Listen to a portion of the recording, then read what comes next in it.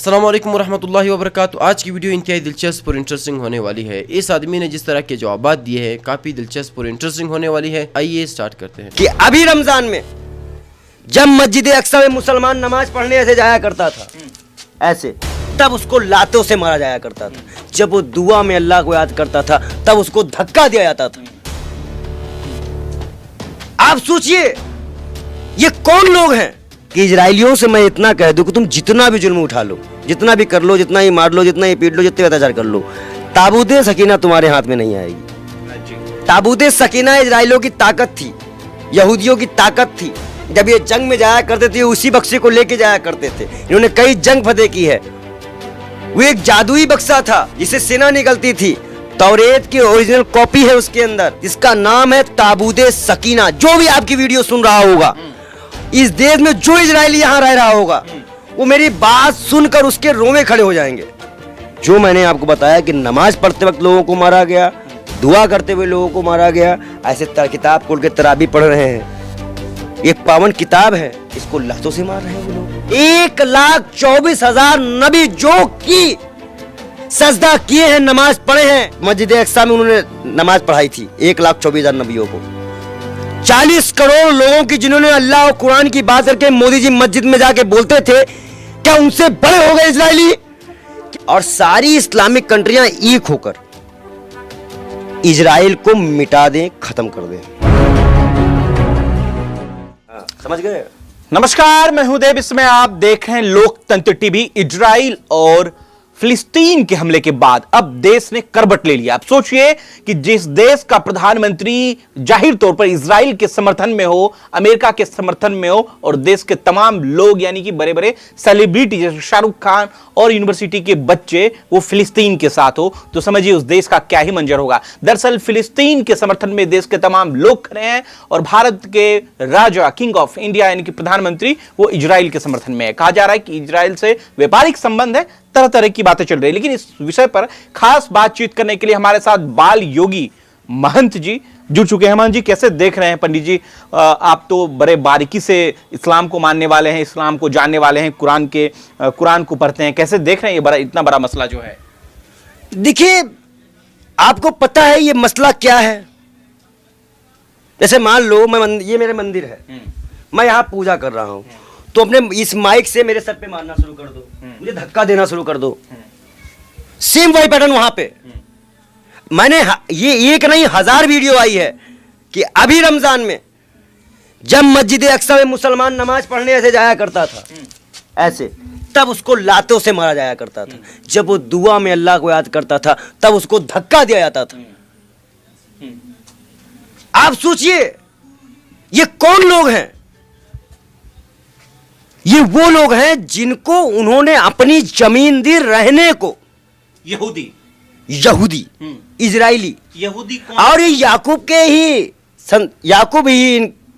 के ही नाम से इनका वंशज है यहूदी। हाँ, और ये जिसको ढूंढना चाह रहे हैं, जो ये चाह रहे हैं फिलिस्तीन में, जो मांग रहे हैं, जो इनकी खोज है, वो इनको नहीं मिलेगा, जिसका नाम है ताबूत सकीना। जो भी आपकी वीडियो सुन रहा होगा, इस देश में जो इजरायली यहां रह रहा होगा, वो मेरी बात सुनकर उसके रोंवे खड़े हो जाएंगे कि इस पंडित को ताबूत सकीना के बारे में कैसे पता, क्योंकि मुसलमानों को भी इसके बारे में नहीं पता है। क्या है ताबूत सकीना? क्या है महाराज जी? ताबूत सकीना इजराइलियों की ताकत थी, यहूदियों की ताकत थी। जब ये जंग में जाया करते थे उसी बक्से को लेके जाया करते थे। इन्होंने कई जंग फतेह की है। वो एक जादुई बक्सा था जिससे सेना निकलती थी। तौरेत की ओरिजिनल कॉपी है उसके अंदर। कई नबियों के पहने हुए कुछ उनके चीजें हैं, उनके कपड़े हैं उनके अंदर। वो एक ताकतवर बक्सा है। और जो ये दीवालों में जाके रोते हो ना आप लोग, ये इजरायली रोते हैं। अच्छा। ये पक्के मकान इनके पहला पक्का मकान बनता ही नहीं था, ये कपड़े के मकान में रहते थे। ये इजराइलों का इतिहास है। जितने भी इजरायली मेरी वीडियो सुन रहे होंगे उनके रोंगटे खड़े हो जाएंगे कि हिंदुस्तान का एक पागल सा दिखने वाला बाल योगी महाराज मेरी पोल खोल दिया। ये लोग मतलबी होते हैं। ये लोग एक चीज मैं बताता हूं, इनका कॉन्फ्लिक्ट क्या है इस्लाम में।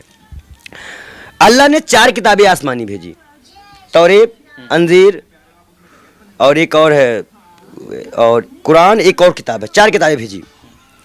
उन चारों में 3 किताब जो है वो एक एक उम्मत के लिए, एक नबी के हाथ से भेजी। वो उसी उम्मत के लिए थी और उसी के लिए थी। लेकिन जो लास्ट पैगंबर हजरत मोहम्मद साहब आए, उनको जो कुरान मिली वो पूरे इस्लाम के लिए थी, पूरे उम्मत के लिए थी। 1,24,000 नबी जो की सजदा किए हैं, नमाज पढ़े हैं हमारे नबी मोहम्मद साहब के मार्फत से। मस्जिद अक्सा में उन्होंने नमाज पढ़ाई थी 1,24,000 नबियों को। ये इस फिलिस्तीनियों का मानना है। और यहूदियों का था, हिटलर ने भगाया कुत्तों की तरह, तुमने उनसे कब्जा करवा लिया।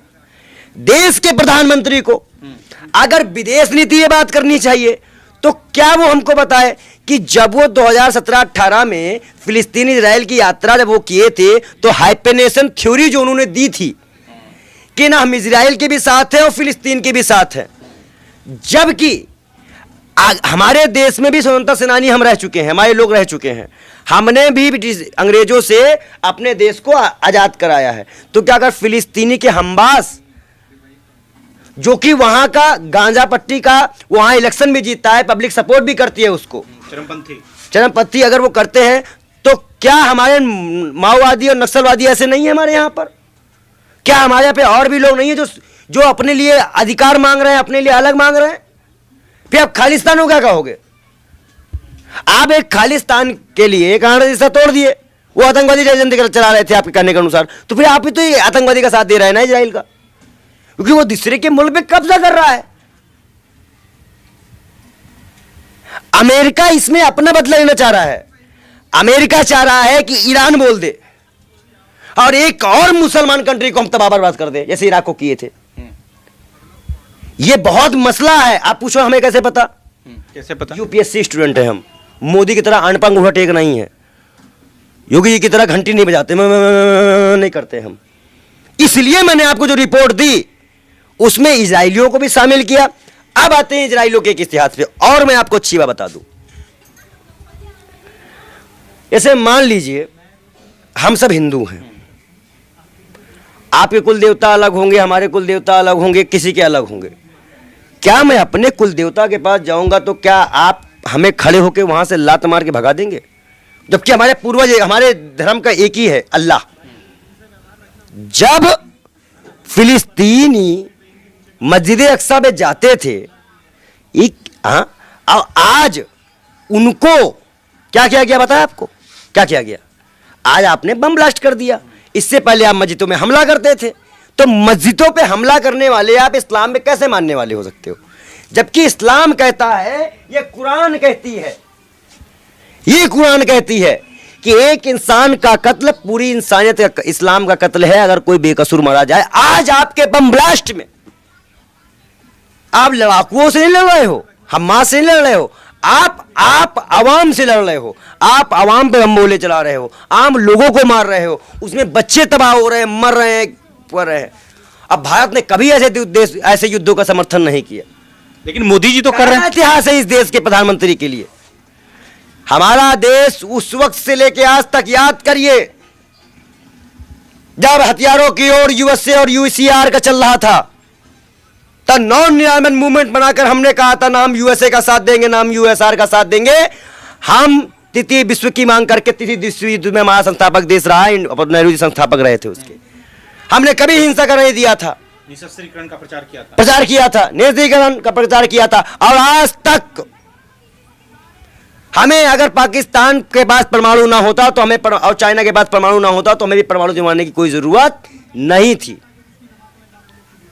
हम जियो और जीनो दे की भाषा में बात करते थे, लेकिन इस देश के प्रधानमंत्री ने काला इतिहास दिया। आज अगर वो मानते हैं तो क्या 40 करोड़ मुसलमान की आस्था इजरायलियों से बड़ी हो गई? 40 करोड़ लोगों की जिन्होंने अल्लाह और कुरान की बात करके मोदी जी मस्जिद में जाके बोलते थे, क्या उनसे बड़े हो गए इजरायली? क्या नरेंद्र मोदी अल्लाह से बड़े मानते हैं इजराइल को? क्या वो मैं अगर अपने राम मंदिर जाऊं, मुझे वहां से भगाया जाए, या मान लीजिए मुसलमान आके वहां कब्जा कर ले और हिंदुओं को भगाना शुरू कर दे राम मंदिर से, तो क्या हम इस चीज को अपना विरोध नहीं करेंगे? वो भी तो स्वतंत्रता सेनानी भी कहलाएंगे। वो भी कहलाएंगे स्वतंत्रता सेनानी। लेकिन शाहरुख खान ने भी तो फिलिस्तीन का समर्थन किया है पंडित जी। देखिए किया है, लेकिन मैं चाहता हूं कि सभी इस्लामिक कंट्रियां 10-15 लोगों को मिलाकर एक टीम बनाकर इंडिया से, फिलिस्तीन से, टर्की से वहां भेजे और सारी इस्लामिक कंट्रियां एक होकर इजराइल को मिटा दें, खत्म कर दें। इजराइल को खत्म कर दें। मैं आपका बहुत बार प्रवचन टीवी पे देख चुका हूँ, बहुत आनंद भी आता है। अक्सर आप का जो प्रवचन रहता है, जो हिंदू का जो आता है, आप वेदों से देते हैं, आप यानी जो भी वेदों से कंपैरिजन करते हैं। लेकिन हमारा जो वेद है वो अक्सर जो है वो स्वर्ग यानी जन्नत तक ज़्यादा करके ये करते हैं। लेकिन उसके आगे अगर हिंदू में अगर हम लोग जाएंगे, अगर सही में हिंदू भी नहीं बोलते, हम सनातन धर्म कहते हैं। जैसे आपने अभी व्याख्या किया था, नदी के पार के हिंदू उसको कहा जाता है। तो हम तो सनातन धर्म से है। तो सनातन धर्म में हमारा जो आता है जो भगवत गीता, जैसे आपके अंदर जो ये है, जैसा बाइबल का आपने, इस्लाम का ये है, कुरान है, तो इसी तरह हमारा भगवत गीता है। और जो भगवान के बारे में जानना है यानी अल्लाह के बारे में जानना है, तो अगर हमारा है तो भागवतम है। तो भागवतम से हम लोग हमारा चलता है सब कुछ। अगर ये है वेद तो हमको स्वर्ग तक जाने के लिए है, लेकिन हमारा जो भागवतम है वो अल्लाह तक जाने के पहुँच तक है, यानी अल्लाह को हम सामने सामने देख के उनकी सेवा करने के लिए है।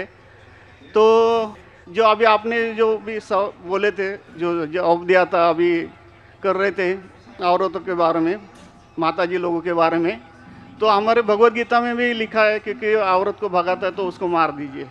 ऐसा नहीं है कि आपके इसमें सब में एक ही जैसा है। और आपका प्रवचन मुझे बहुत बहुत अच्छा लगा कि आपने जो कहा, जो लिखा गया किताब है, वो किताब के मुताबिक चले तो बहुत आदमी सुखी रहता है। बाकी तो मैं और कुछ सवाल तो कुछ पर्सनल पूछना चाहता हूँ, बाद में मैं आपको मिल के सब पूछूँगा, सबके सामने नहीं पूछ सकता। लेकिन आपका प्रवचन सुन के मुझे बहुत आनंद आया। हमारे हिंदू भाई ने कहा है कि वो काफ़ी मेरे तकरीर देखते हैं टीवी पे और प्रसन्न होते हैं, खुसूसन जब मैं हिंदू धर्म के बारे में कहता हूँ। और वो कहते हैं कि वो सनातन धर्म को मानते हैं। और सनातन धर्म में भी आपको शायद ये पता होगा कि सबसे अव्वल किताब भगवत गीता नहीं है, वेद है। भगवत गीता सनातन धर्म अगर आप पढ़ेंगे, आर्य समाज, आप आर्य समझिए, सनातन धर्म में बहुत से किस्म है। आपको इस्कॉन से मैं इस्कॉन, बिल्कुल इस्कॉन, हरे रामा हरे कृष्णा, इस्कॉन, ठीक है। तो इस्कॉन का तस्करा करता हूं। मैं गया था एक बार कलकत्ता में, और कलकत्ता में तकरीर थी मेरी। उस वक्त बारिश आती है, बारिश तो हो गई, लेकिन मेरे साथ आने वाले थे इस्कॉन के हेड कलकत्ता के।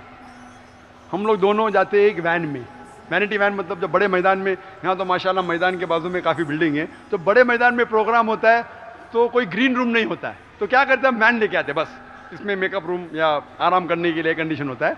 तो मैं इस्कॉन के हेड के साथ में बैठा था, तो उन्होंने वही बात कही जो आपने कहा, हमारे लिए सबसे अव्वल है भगवत गीता। मैंने बोला ठीक है, और कहीं का वेद भी ठीक है। तो मैंने पूछा, ये भगवत गीता हिंदू धर्म में दो किस्म की किताब है, एक है श्रुति, एक है स्मृति। श्रुति मतलब जो भगवान की भेजी हुई किताब, वेद और उपनिषद। उसने कहा बिल्कुल सही। स्मृति किसे कहते? तो उसने कहने लगा स्मृति कहते वो जो आदमी की लिखी हुई किताब है, मिसाल के तौर पे मनुस्मृति। तो मैंने पूछा ये रामायण और महाभारत क्या है? तो उसने कहा यह है स्मृति। बेशक बिल्कुल सही जवाब था, मैं भी तालिब इल्म हूं। तो मैंने पूछा, बिल्कुल सही कहते, ऊपर आती है श्रुति, वेद और उपनिषद। स्मृति मतलब दूसरी किताबें, मनुस्मृति, इतिहास। मैंने पूछा ये महाभारत क्या इतिहास है?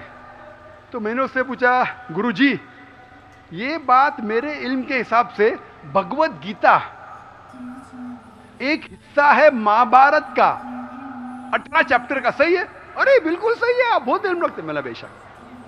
तो जब भगवत गीता महाभारत का हिस्सा है तो महाभारत स्मृति है क्या श्रुति है? चुप बैठिए। स्मृति है बोला, तो स्मृति ऊपर क्या नीचे? तो बोले हाँ आपके पास इल्म है ना, इसलिए आप जानते। हम लोग को कहते हैं भगवत गीता ऊंची है, लेकिन हम सही कहते हैं ये भगवत गीता वेद का निचोड़ है। निचोड़ है लेकिन वेद ऊपर है, खुदा की किताब है। भगवत गीता इंसान की लिखी है, किसके जरिए? स्कॉलर्स के। आपके इस्कॉन के गुरु भी कहेंगे वो, लेकिन आप आम आदमी हैं, आप शायद ये पेचीदा चीजें को जानते नहीं। हम तालिब इल्म हैं, मैं स्कॉलर नहीं हूं, तालिब इल्म हूं तकाबिल मज़ाहिब का, इस्लाम एंड कंपैरेटिव रिलीजन का। तो बोले बेशक आप बिल्कुल सही कहते हैं। तो मैं कहूंगा अगर वेद और भगवत गीता में टकराव है, किसकी बात मानेंगे? तो बोले आमतौर पे तो हम कहते हैं भगवत गीता ऊपर है, लेकिन आप सही कहते हैं क्योंकि आपका दिल में। तो मैं वो डबल स्टैंडर्ड क्यों? जिसके बाद दिल में बदल जाता है क्या? 2+2 4 ही रहता है, चाहे वो सेकंड स्टैंडर्ड में या 10th स्टैंडर्ड में 2+2 वही रहेगा, 4 बदलेगा नहीं। तो मैं ये कहता हूं गुरुजी से, आपके संत से, कि आप अपनी किताब लोगों में आम करो, हिंदुओं में आम करो वेद। लेकिन हिंदू धर्म में सिर्फ ब्राह्मण ही वेद को पढ़ सकता है, क्षत्रिय नहीं पढ़ सकता। क्यों? बाकी लोग नहीं पढ़ सकते, वैश्य शूद्र नहीं पढ़ सकता। क्यों? हमारे मजहब में ऊंच नीच नहीं है, काला या सफेद, अमीर या गरीब, राजा या फकीर कुरान पढ़ सकता है।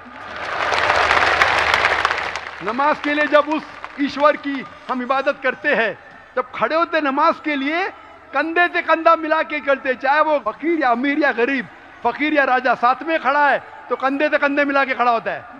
और आप यहाँ देखेंगे, और मैं अल्हम्दुलिल्लाह कई बार सऊदी अरब गया हूँ और किंग अब्दुल्ला की दावत पे भी गया हूँ, माशाल्लाह उनकी सिक्योरिटी रहती है, तो सिक्योरिटी हट जाती है, आप साथ में तो साथ में अल्हम्दुलिल्लाह। राजा या फकीर, अमीर या गरीब, काला या सफेद, यकसा है। तो मैं ये कहना चाहता हूँ, आप बिल्कुल सही कह रहे थे कि वेद स्वर्ग की बात करता है लेकिन खुदा की बात भी करता है। भगवत गीता में भी स्वर्ग की बात लिखा है, खुदा का भी लिखा है। आप बोले अल्लाह के करीब आने के लिए भगवत गीता सही है, बराबर। मैं ये नहीं कह रहा हूँ कि ये वेदों में नहीं कहा है, वेदों में बहुत आखिरी में आता है, लेकिन जो भगवत गीता जो है वो डायरेक्ट भगवान हुआ है, यानी अल्लाह ने कहा हुआ है, ऐसा है।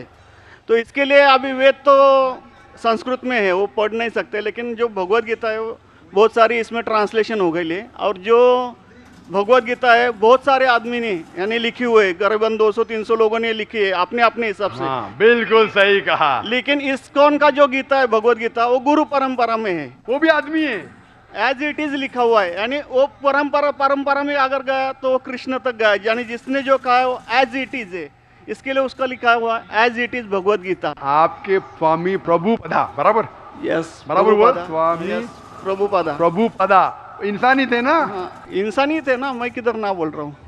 ये हमारा कुरान जो है ना डायरेक्ट अल्लाह की तरफ से, तो ना मोहम्मद सल्लल्लाहु अलैहि वसल्लम ने लिखा है। वही बोल हम लोग ने ये कुरान जो है डायरेक्ट अल्लाह की नाजिल यूं बहू। इसलिए जितने भी दिगर मज़ाहिब की किताब है, जैसे वक्त जाने लगे बदलते गए। आप बिल्कुल सही कहते, 300 किस्म की किताब है, बाइबल सैकड़ों किस्म, हमारे IRF में 200 किस्म की बाइबल है। आप किस में मानेंगे? कुरान आप लो, कोई भी कुरान लो, इंडिया में, अमेरिका में, यूके में, हिंदुस्तान में, पूना में, हूबहू वही है। एक लफ्ज की बात दूर रही, आ की मात्रा, ई की मात्रा, जबर जेर पेश, वो भी फर्क नहीं है, फत्ता दम्मा कसरा में भी फर्क नहीं है। ओरिजिनल कुरान में तो फत्ता दम्मा कसरा था नहीं, लेकिन आज जब हम पढ़ते हैं माशाल्लाह। तो मैं ये कहना चाहता हूं जितनी भी किताबें पहले आई, आज भी आप बिल्कुल सही कहते हैं, भगवत गीता वेद का निचोड़ है, लेकिन जब निचोड़ होता है वो असली फल से कॉन्ट्रडिक्ट करे तो फल और अहम है। मैं बिल्कुल मानता हूं, स्वामी प्रभुपदा मानते हैं कि भगवत गीता क्या है? वेद का निचोड़ है। और वो कहते हैं, मैं भी पढ़ चुका हूं आपकी Bhagavad Gita as it is पढ़ चुका हूं, उसमें ही लिखा, उसका ही ट्रांसलेशन था। भगवत गीता अध्याय नंबर 7 श्लोका नंबर 20 में, जो कोई दुनियादारी के पीछे भागता है वो गलत खुदाओं के पीछे भागता है। आपकी भगवत गीता में लिखा एज इट इज में, और उसका अगर प्रीफेस पढ़ेंगे उसमें लिखा है कि ये जो वेद है वो गाय है, भोज से गाय है, और कृष्ण क्या है? दूध निकालने वाला इंसान। और दूध क्या है? भगवत गीता है। सही कह रहा हूं कि नहीं? प्रीफेस में लिखे है। कौन कहता है? आपके स्वामी प्रभुपदा। मुझे उसका ट्रांसलेशन पसंद है। अक्सर हमारे वहां भी माशाअल्लाह 50 से ज्यादा भगवत गीता है। मैं लेकिन स्वामी प्रभुपदा की गीता को पसंद करता हूं, अच्छी गीता है, इसीलिए मैं प्रीफेस कह रहा हूं। लेकिन उसमें भी लिखा हुआ है, उसके अंदर भी वो निचोड़े वेद का निचोड़ है। लेकिन निचोड़ मतलब नहीं कि असल फल को गाय को छोड़ देंगे। गाय चले जाएंगी तो दूध क्या करेंगे आप? गाय रहेंगी तो दूध मिलते रहेगा ना। दूध को लेंगे, गाय को मार देंगे, दूध आपका खत्म हो जाएगा भाई। गाय को जिंदा रखो, रोज दूध लो, बराबर के नहीं? दूसरे बच्चे पैदा करेंगी गाय, लेकिन तो गाय को मत छोड़िए। इससे हमें पता लगता है, उसमें लिखा हुआ है, आपके वेद में लिखा हुआ है कि और एक पैगंबर आने वाला है। आपकी भगवत गीता में लिखा है चैप्टर नंबर 4 में वर्ष नंबर 7 से 8 में, यदा धर्मस्य, यानी युग युग में जब भी परेशानी आएंगी इस धरती पे तो मैं एक रूप हासिल करूंगा, अवतार। अवतार की सही मानी आपको मिलेगा वेद से। उसमें पता चलता है जिसे हम कहते हैं पैगंबर, आखिरी पैगंबर, आखिरी अवतार कौन है? कल के अवतार। अगर आप भगवत गीता में मानते, अगर आप वेद में मानते, आपको आखिरी अवतार कल के अवतार में मानना ही पड़ेगा। फिर ही आप कह सकते मैं असल भक्त हूं भगवत गीता का। वो तो है ही, आपने जो बताया कल के अवतार तो आने वाला तो ही आप है, मानते कल के लास्ट अवतार में आने वाला है। आ चुका है। और उसमें लिखा था कल के अवतार की मां के नाम क्या है? सुमति। सुमति की मानी अमन, अरबी में कहते हैं आमिना। मोहम्मद सल्लल्लाहु अलैहि वसल्लम के वालदा का नाम था आमिना। उसमें लिखा है कल के अवतार, चैप्टर नंबर, अभी हवाला भी दे रहा हूं मैं, टाइम मिल रहा है ना। कल के अवतार चैप्टर नंबर 2 वर्ष नंबर 5 श्लोक नंबर 5, 7, 9, 11, 15। इसमें लिखा है कि उसके वालिद का नाम है विष्णु यास। विष्णु यास मतलब खुदा का बंदा। अरबी में तर्जुमा करेंगे अब्दुल्ला। मोहम्मद सल्लल्लाहु अलैहि वसल्लम के वालिद का नाम था अब्दुल्ला। उसमें लिखा है वो इसी जगह में पैदा होंगे जो अमन की जगह है। हम मानते हैं कि मक्का एक अमन की जगह है। उसमें लिखा है कि वो उस फैमिली में पैदा होंगे जो उस इलाके के अमीर होंगे। हम जानते हैं कि कुरैश के फैमिली में पैदा हुए थे मोहम्मद सल्लल्लाहु अलैहि वसल्लम। उसमें लिखा है कि वो 12वीं तारीख माधव के दिन पे पैदा होंगे। वो 12वीं रब्बी अव्वल मोहम्मद सल्लल्लाहु अलैहि वसल्लम पैदा है। आगे आप पढ़ेंगे वेद में लिखा है कि उसके 4 करीब दोस्त थे, जिसका मैं जिक्र किया हूँ। 4 करीब दोस्त मोहम्मद सल्लल्लाहु अलैहि वसल्लम के थे, जो हज़रत अबू बकर, हज़रत उमर, हज़रत उस्मान, हज़रत अली। मैं अल्लाह भी मौल, अल्लाह ताला की रहमत सब पे हो। किसके बारे में जिक्र करें? उनको सबसे पहली जो वही आएंगी वो आएंगी एक गार के अंदर। हम जानते हैं मोहम्मद सल्लल्लाहु अलैहि वसल्लम सबसे पहली वही आए गार हिरा में। फिर वो करेंगे हिजरत, नॉर्थ की तरफ फिर से वापस आएंगे। मोहम्मद सल्लल्लाहु अलैहि वसल्लम हिजरत की मदीना जो नॉर्थ के ऊपर है, फिर से वापस आए। मैं तो 1 घंटा सिर्फ तस्करा कर सकता हूँ। मोहम्मद सल्लल्लाहु अलैहि वसल्लम हिंदू धर्म में वक्त नहीं है। मैं ये पूछना चाहता हूँ, आप मानते क्या इस कल के अवतार में? आप मानते मोहम्मद सल्लल्लाहु अलैहि वसल्लम आखिरी पैगंबर है? मैं तो कुरान 3 बार पढ़ा हूँ साहब, मैं तो मानता हूँ कुरान को, वो बात नहीं है। मानना सिर्फ जरूरी नहीं, अमल करना जरूरी है। मैं कहूंगा मैं खुदा को मानता हूँ, खुदा की बात पे अमल ना करता हूँ तो बेकार है। मैं कहता हूँ मैं मेरे वालिद से बहुत मोहब्बत करता हूँ, वालिद की बेइज्जती करता हूँ, वालिद की बात नहीं मानता हूँ, वालिद से बदतमीजी करता हूँ, तो क्या फायदा? आप समझ रहे ना? समझ रहा हूँ मैं, लेकिन आपने कुछ पहले ही अभी 10-15 मिनट पहले ही आपने कहा था कि जो भी है कुरान है, वेद है और बाइबल है, कि जो जो उसमें लिखा हुआ है खुदा ने उसके ऊपर अमल करना चाहिए। तो मैं अपने इससे अमल करता ही हूँ। जो कुछ मानता तो हुई है खुदा एक ही है करके, वो तो मानता ही है। बिल्कुल। मैं नहीं बोल रहा कि आपके लिए कोई खुदा अलग है, मेरे लिए कोई अलग है, या ईसाई के लिए कुछ अलग है। आप सनातन धर्म के हैं, मैं जानता हूँ सनातन धर्म में एक खुदा को मानते हैं। वो मानते खुदा की प्रतिमा नहीं, अक्स नहीं है, बराबर ये मानते। लेकिन मैं ये जानना चाहता हूँ, आप कल के अवतार में आप मेरे सवाल को घुमाओ मत। मैं जानता हूँ, नहीं है मैं ये जानता हूँ सनातन धर्म के बारे में जानता हूँ। पहले स्टेज में आप पास कर चुके, एक खुदा में मानते, बिल्कुल सही। मैं ये बात जानना चाहता हूँ कि उस खुदा के अवतार पैगंबर, आखिरी पैगंबर में आप मानते हैं क्या नहीं मोहम्मद सल्लल्लाहु अलैहि वसल्लम? ये मेरा सवाल है। यानी मोहम्मद पैगंबर को आप मानते कि वो आखिरी पैगंबर थे क्या नहीं मानते? वो तो मानता हूँ मैं, मुझे मालूम है ना मोहम्मद पैगंबर आखिरी थे मोहम्मदियन में। वो तो मानता ही हूँ। मोहम्मदन में ने आपके लिए सबके लिए ही है ना। बिल्कुल सही। तो कोई अब धर्म कोई एक मजहब का थोड़ी रहता है, गुरु तो सबके लिए रहता है। वो एक मजहब का थोड़ी गुरु रहता है कि वो एक मजहब के लिए, वो सब मजहब के लिए गुरु रहता है, तो मानता ही मैं उसको। बिल्कुल सही, लेकिन ये कहना कि सब मजहब यकसा है हूबहू, ये सही नहीं। यकसानियत है, इसीलिए मैंने कहा यकसानियत पे अमल करो। आप बोलेंगे मैं सब हिंदू चीज पे अमल करूंगा, कई हिंदू जाते बुत परस्ती करने के लिए, आपने करते, अच्छी बात है अल्हम्दुलिल्लाह, इसीलिए मैं आपको कांग्रेचुलेट करता हूं। आप बुत परस्ती नहीं करते, मैं आपको कांग्रेचुलेट करता हूं।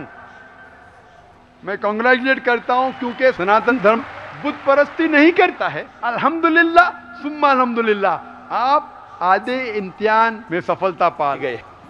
अभी ये पूछता हूं मैं, जैसे आपने कहा, आप अगर मोहम्मद सल्लल्लाहु अलैहि वसल्लम को आखिरी पैगंबर मानते हैं तो उसके पैगाम पे अमल करना ज़रूरी है। सिर्फ पैगाम को पढ़ना ज़रूरी नहीं, पैगाम पे अमल करना ज़रूरी है। अगर मैं कहता हूँ मानता हूँ लेकिन अमल नहीं करता तो कोई फ़ायदा नहीं।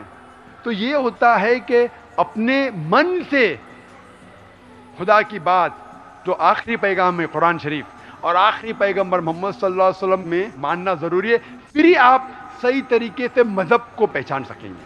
Hope the answer the question. नहीं, थैंक यू। कुछ बोलने का आपको?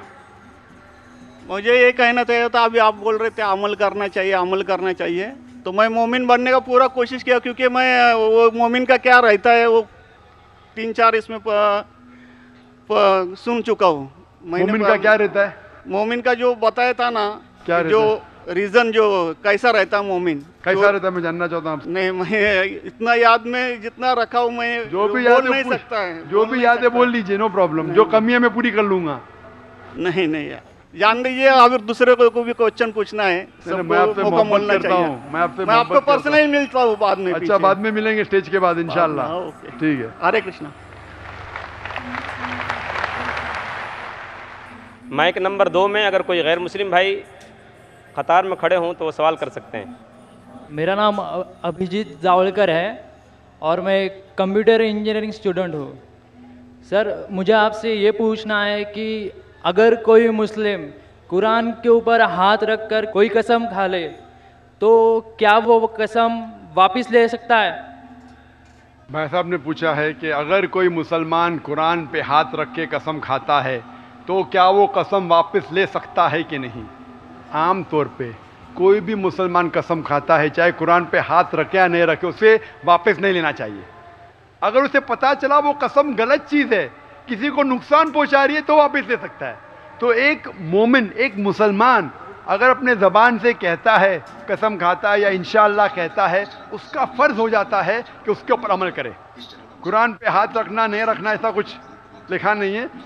अगर उसे पता चलता है कि मैंने कुछ गलत चीज़ कह दिया हूँ और किसी का नुकसान होगा या शरीयत के खिलाफ है, कुरान के खिलाफ है, अल्लाह के रसूल के पैगाम के खिलाफ है, फिर उस कसम को तोड़ सकता है। लेकिन आम तौर पे अगर वो कुरान के खिलाफ नहीं है, मोहम्मद सल्लल्लाहु अलैहि वसल्लम के पैगामात के खिलाफ नहीं है, तो उसे अमल करना चाहिए। ऐसी कोई चीज़ नहीं कुरान के ऊपर। लेकिन अगर वो अल्लाह का नाम लेता है और कसम खाता है, आम तौर पर अल्लाह का नाम छोटी मोटी बात में नहीं लेना चाहिए, लेकिन अगर वो अल्लाह का नाम लेके कोई कसम खाता है, takes an oath in the name of Allah सुब्हानहू व तआला, फिर उसके ऊपर और लाजिम हो जाता है। और अगर वो उस कसम को पूरी न कर सके, उसे कफ़ारा देना पड़ता है, उसे जुर्माना देना पड़ता है। Hope the answer the question brother. की तरफ से कोई अगर सवाल हो तो गैर मुस्लिम बहनों को तरजीह दी जाए, उनको पहले मौका दिया जाए। My name is Sneha Manoj Raizada. I'm studying. My question is, I want to convert into a Muslim. I'm following Islam for a year now, and I have a problem. My parents do not agree with me converting. They don't have a problem with me following Islam, but they do have a problem with me converting. So what am I to do at such a point? My mom is a Muslim and my dad is a Hindu. I mean, my mom hasn't converted to a Hindu. बहन ने सवाल पूछा है कि वो इस्लाम कबूल करना चाहती है, 1 साल से इस्लाम पे अमल कर रही है, लेकिन अब भी कन्वर्ट नहीं हुई है, इस्लाम को कबूल नहीं किया है। वो कबूल करना चाहती है लेकिन उनके वालिद उनसे खुश नहीं है, कहते हैं कि इस्लाम पे अमल करो लेकिन कन्वर्ट मत हो। अंग्रेज़ी में सवाल है, इसलिए ज़रा अंग्रेज़ी में जवाब दूंगा। डू नॉट कन्वर्ट, तो उनसे कहो okay father, I will not convert, I will revert, क्योंकि there nothing like conversion in Islam. हमारे पैगंबर मोहम्मद सल्लल्लाहु अलैहि वसल्लम ने कहा कि हर इंसान जब वो पैदा होता है वो मुस्लिम पैदा होता है। मुस्लिम के मानी अपने मन से अल्लाह सुब्हाना व तआला की तालीमात पे अमल करना, उसे कहते हैं मुस्लिम। तो हर इंसान, हर बच्चा जब पैदा होता है वो अपने मन से अल्लाह सुब्हाना व तआला के मुताबिक अहकामात पे अमल करता है। उसके बाद हमारे मोहम्मद सल्लल्लाहु अलैहि वसल्लम पैगंबर कहते हैं, उसके बाद वो इन्फ्लुएंस होता है अपने वालिद से, अपनी वालदा से, अपने टीचर से, अपने गुरु से, और फिर हो सकता है कि वो बुत परस्ती करना शुरू करता है, वो अंगार की परस्ती करना शुरू करता है। और अगर कोई आदमी गलत चीज़ की इबादत करता है और फिर कोई गैर मुस्लिम बनता है, उसे कहते हैं रीवर्ट। मतलब ओरिजिनल हर इंसान मुसलमान था, उसके बाद गलत चीज़ सीखने के वजह से वो गैर मुसलमान बनता है। तो कोई आदमी, कोई गैर मुसलमान जब मुस्लिम होता है उसे कन्वर्ट नहीं कहते, उसे रीवर्ट, फिर से सही मज़हब की तरफ जाना, लौटना। तो ये रही हमारी आज की वीडियो। जिस तरह शुरू में उस आदमी ने दिलचस्प से जवाबात दिए, उम्मीद है कि आपको पसंद आए हो। इस तरह की दिलचस्प और लेटेस्ट और इंटरेस्टिंग वीडियोस हम डेली अपलोड करते रहते हैं। अगर आपको इस तरह की वीडियोस पसंद है तो आप हमारे चैनल को सब्सक्राइब और उस वीडियो को लाइक और शेयर ज़रूर करें, ताकि इस तरह की वीडियोस आपसे मिस ना हो। और आपको किसी भी टॉपिक पर वीडियो चाहिए या कोई कंटेंट आपको पसंद है इस्लामी, आप कुरान मजीद का तर्जुमा पसंद करते हैं, तो आप कुरान तर्जुमा लिखें, या किसी टॉपिक पर आपको वीडियो चाहिए तो आप वो भी लिख लें, हम वो आपके लिए लेकर आएंगे, क्योंकि आप हमारे मुसलमान भाई हैं, हम आपके लिए कुछ भी कर सकते हैं। आज के लिए इतना ही, मिलते हैं नेक्स्ट वीडियो में, नेक्स्ट लाइव स्ट्रीम में। अल्लाह हाफिज़।